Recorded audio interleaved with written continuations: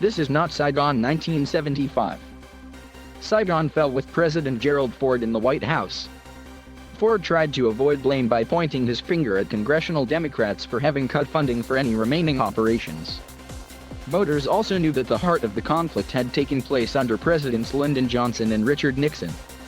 To date, some commentators are wondering whether the fall of Afghanistan will be as damaging to President Joe Biden. The sense of defeat and the failure to anticipate the strength of the Taliban has left the administration defending its decision. Conditions in Afghanistan can easily deteriorate even further. Republicans are all over this issue, using it to question Biden's capability as commander-in-chief.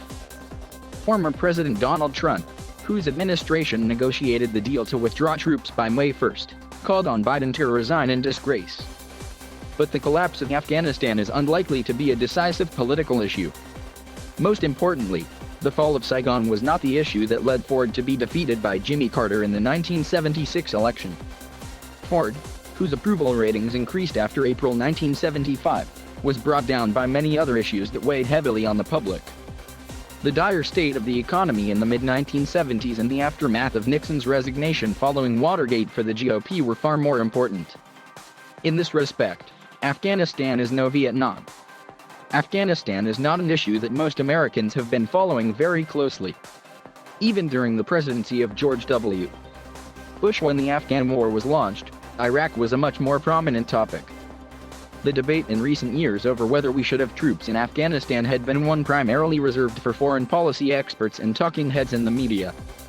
The massive expansion of our counterterrorism infrastructure within the United States has made us safer from terrorist attacks than in 9/11, even if the Taliban should decide to help threatening forces once again. In contrast to Vietnam, Afghanistan was not a debate that raged on the streets of America. As a result, the odds that this weekend's events will make or break Biden's administration seem small. Given that we are in the middle of August 2021, with the next presidential election taking place in November 2024, it is difficult to see how Afghanistan will hold as a primary political force so many months into the future. The issue that does have legs, the one which is most important right now to most average Americans, is the pandemic.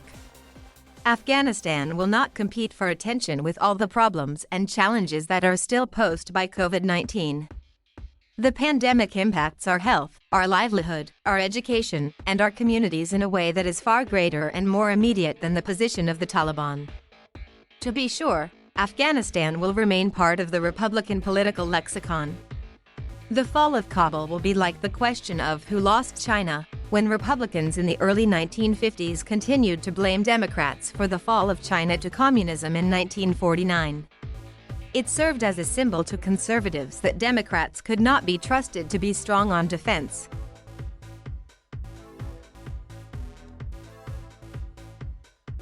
Thank you for watching. Please subscribe